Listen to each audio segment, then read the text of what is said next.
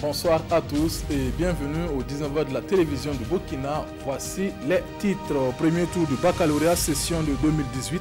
Les résultats sont connus depuis ce matin au lycée Philippe Zenda Kaboré à Ouagadougou. Une de nos équipes a assisté aux délibérations. Pour les 4 jurys de ce centre, il ressort selon les statistiques un taux de réussite d'environ 40%. L'ambiance dès le début de cette édition. Et puis le ministère du Développement de l'économie numérique et des postes a organisé ce 10 juillet un atelier sur la semaine nationale de l'Internet. Il a été question de définir les grands axes de cet événement qui se tiendra en novembre prochain. Un événement qui vise à promouvoir l'utilisation de l'Internet par les populations burkinabées. Les résultats du premier tour du baccalauréat session de 2018 sont connus depuis ce matin dans quasiment toutes les régions. Dans la capitale, une de nos équipes s'est rendue au lycée Philippe Zenda Kaboré. Elle a pu assister aux délibérations des 4 jurys de ce centre de composition et les statistiques de ce centre donnent un taux de succès d'environ 40%. Reportage Oscar Soulama et Ismaël Diloma Sirima. Au lycée Philippe Zenda Kaboré ce matin, l'émotion est vive. L'air stressé, la gorge nouée. Ces candidats au baccalauréat attendent impatiemment leurs résultats. Et quand vient l'heure de la proclamation, l'émoi se fait sentir. Des larmes chez certains.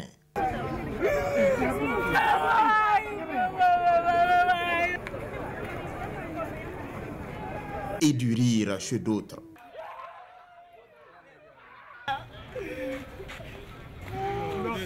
Je suis très contente aujourd'hui parce que vraiment, ce bac, je savais que je l'avais bon.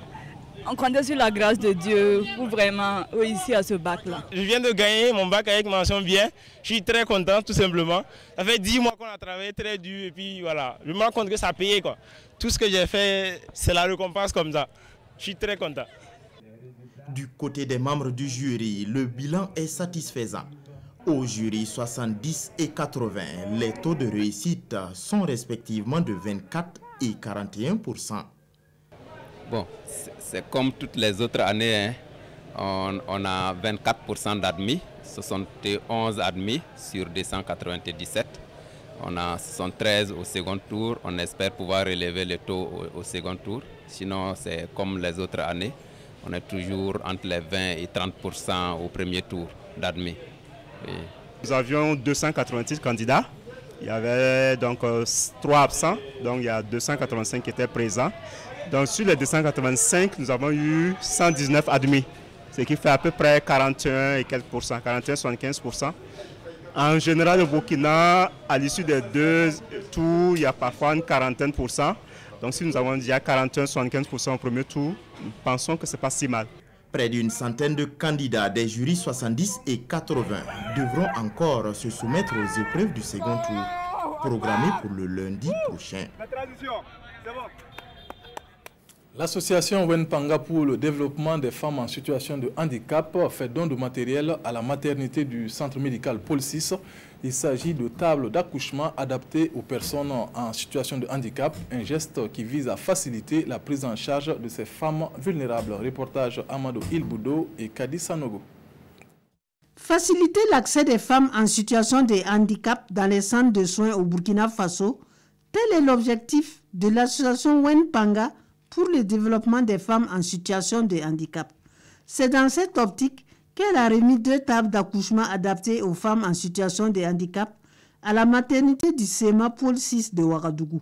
Une question pour elle, d'améliorer les conditions d'accouchement pour ce groupe vulnérable. Ces 2 tables qui sont facilement manipulables, que l'on peut faire monter et descendre, va nous aider à faire monter les femmes handicapées plus facilement sur les tables pour qu'elles puissent donner la vie de manière acceptable. Pour la marraine, ce projet va aider ces femmes qui rencontrent souvent des difficultés lors des accouchements dans les maternités.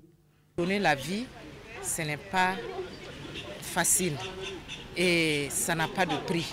Et quand on doit donner la vie, on doit tout faire pour que les conditions dans lesquelles la vie est donnée soient les conditions les meilleures. Quand ils sont plus grands, le projet est intitulé « Chaque maternité, 2 tables d'accouchement et une fauteuil roulant ». Le projet est que dans toutes les centres, les 45 provinces et les régions, on puisse avoir des tables d'accouchement pour permettre à la femme handicapée d'accoucher dans la dignité. Je demande à nos autorités qui nous suivent, les partenaires techniques, les ONG, de m'accompagner à pouvoir atteindre l'objectif. Le coût total de ce don est de 900 000 francs CFA. La présidente de l'association souhaite que d'autres personnes de bonne volonté leur emboîtent le pas pour mener des actions similaires dans toutes les 45 provinces du pays. Le conseil régional de secours d'urgence et de réhabilitation du Centre Nord a tenu à Kaya sa session ordinaire de l'année. Des recommandations ont surtout été formulées au cours de cette rencontre. Il s'agit de la mise en œuvre des mesures de prévention des zones vulnérables et la disponibilité de vivres pour faire face à l'insécurité alimentaire. Reportage signé Pascal Canet. Plus de 100 000 victimes d'inondations, d'incendies et de vents violents enregistrés entre 2016 et 2017 dans la région du Centre-Nord. C'est donc une région exposée aux catastrophes naturelles comme la plupart des zones sahéliennes. Réunis en session ordinaire, ces membres du Conseil régional de secours d'urgence et de réhabilitation se préparent pour une riposte convenable en cas de catastrophe. Notre rôle aujourd'hui, c'est de discuter autour de la prévention, toutes les mesures que nous pouvons entreprendre ici pour prémunir les populations de ces fléaux-là et aussi échanger sur les mesures à entreprendre quand les calamités surviennent. Donc c'est en tout cas une rencontre d'échange et de réflexion que nous allons mener aujourd'hui afin de parvenir à un plan d'action conséquent au niveau de la région. Plusieurs recommandations sont formulées à l'endroit des collectivités territoriales pour soutenir l'action du CORESUR dans la région du Centre-Nord. Ce sont entre autres la mise en place de méthodes de prévention des catastrophes dans les zones sensibles et le stockage de vivres pour soutenir les éventuels sinistrés. Le Burkina veut mettre en place une stratégie nationale de gestion durable des chenilles légionnaires. La direction de la protection des végétaux a tenu un atelier d'information et de sensibilisation sur la lutte contre ce ravageur Agawa, une formation en collaboration avec la FAO et qui a concerné les agents de veille phytosanitaire de la région du Sud-Ouest. Reportage Ignace Bado et Abouakar Traoré. La chenille légionnaire sévit depuis 3 ans dans la région du Sud-Ouest. Selon la direction régionale en charge de l'agriculture, sur plus de 2000 hectares prospectés par ce service en ces débuts de campagne agricole, 700 ont déjà été attaqués par ces ravageurs. Les membres des cellules de veille phytosanitaire sont donc réunis pour mener la réflexion sur une stratégie de gestion durable de ces parasites. L'État burkinabé a mis à notre disposition des consultants donc pour l'élaboration d'une stratégie durable. Et ceux qui doivent nous informer doivent savoir à quel moment il faut informer, quel moment il faut informer et pour qu'on puisse rapidement agir et ne pas perdre de temps. Plusieurs communications seront dispensées aux participants, entre autres des communications sur la situation de la chenille légionnaire, sa progression en Afrique et particulièrement au Burkina, ainsi que les dispositifs de surveillance et de lutte contre ces ravageurs. Cette formation a été rendue possible grâce à la FAO, principal partenaire du Burkina dans sa lutte contre la chenille légionnaire. Nous devons apporter un appui institutionnel à l'État pour pouvoir mettre en place cette stratégie. Et parce que nous savons que si nous arrivons à contrôler les ravageurs, nous apportons un appui à la sécurité alimentaire, qui est vraiment une des missions fondamentales de la FAO. Cet accompagnement de la FAO va se faire sur le territoire national à travers le projet d'appui pour la mise en place d'une stratégie de gestion durable de la chenille légionnaire. Durant 18 mois, environ 1500 producteurs seront formés à travers 60 champs-écoles.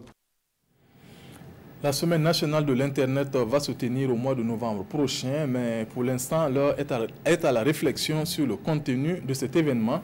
Le ministère du Développement de l'économie numérique et des postes a organisé à Ouagadougou ce 10 juillet un atelier sur les grands axes de cette semaine dédié à la promotion de l'Internet. Plus de détails avec Kwale Nebié et Draman Dadian.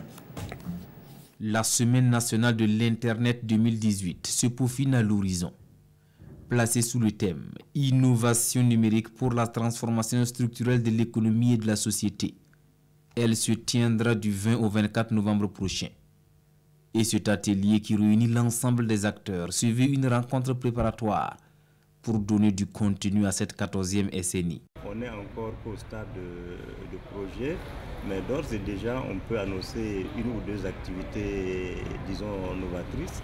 Cette année, nous entendons faire un aperçu rétrospectif de l'histoire de l'informatique à travers ce que nous appelons un musée de l'informatique. Ça permettra donc au grand public de voir comment est-ce que tout cela a évolué depuis l'apparition des premières machines, des premiers ordinateurs, jusqu'au téléphone portable, des écrits, jusqu'aux tablettes, des écrits aujourd'hui. L'Internet s'impose à tous, mais il faut en faire bon usage. Et c'est ce à quoi s'attellent les organisateurs de la Semaine nationale de l'Internet depuis sa création en 2005. Dans le Kénédougou, les acteurs du monde éducatif ont célébré la journée de l'excellence au primaire à Orodara. Pour l'édition 2018, une trentaine d'élèves et d'enseignants de la province ont été récompensés. Les élèves les plus méritants sont répartis avec des kits scolaires et des vélos. Reportage Bilidou Bazongo et Karim Sissé. On applaudit très fort pour... Avec 157,5 660, Arsène Bienvenu Konaté de l'école primaire publique Orodara D est le meilleur élève au CEP session de 2018 dans la province du Kénédougou.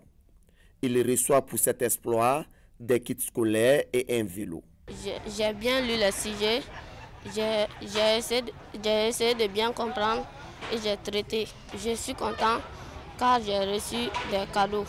Dans l'avenir, je compte bien travailler pour mériter d'autres cadeaux. Tout comme lui, 32 autres lauréats ont vu leurs efforts récompensés lors de cette journée de l'excellence.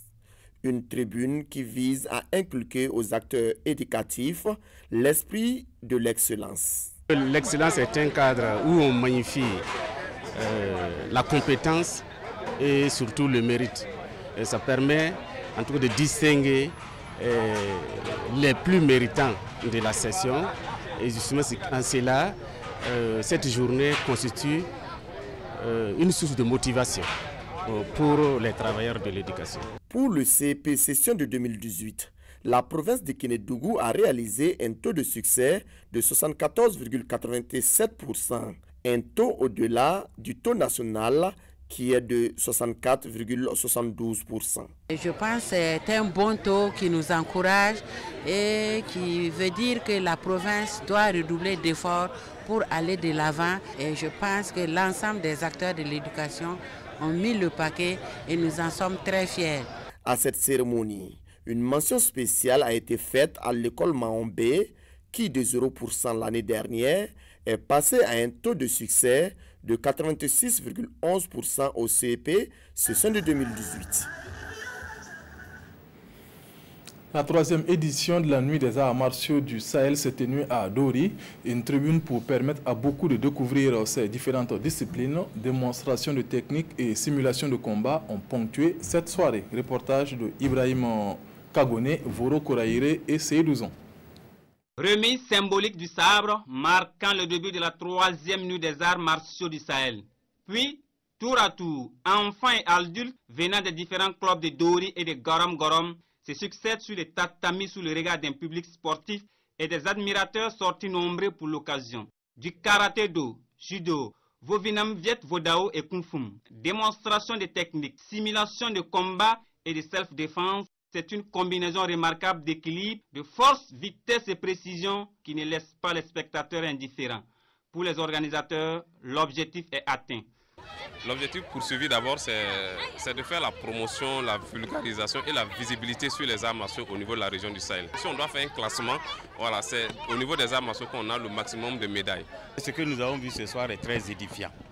Et je voudrais sincèrement les féliciter, les encourager et les dire que nous sommes toujours avec eux. Nous serons toujours à leur côté pour les encourager à aller toujours de l'avant. Les sportifs, eux, ne demandent que des cadres comme celui-ci pour partager les valeurs des arts martiaux. Ce n'est qu'un sentiment de satisfaction puisque les années antérieures, on n'en a pas eu. Et c'est récemment, les 3 années précédentes là, qu'on a eu l'initiative d'organiser cette nuit des arts martiaux. Voilà, pour que tout le public sache que les arts martiaux ne sont pas faits seulement pour se battre, mais c'est un sport comme les autres, c'est un sport formateur, éducateur, comme toutes les autres disciplines. Pour les prochaines éditions, l'augmentation du nombre de clubs participants et la délocalisation de l'événement dans les autres provinces sont envisagées. C'est la fin de cette édition. Merci de votre aimable attention. Le 20h, c'est avec Peggy Ouedraogo. Bonne suite de programme sur la RTB. Bonsoir.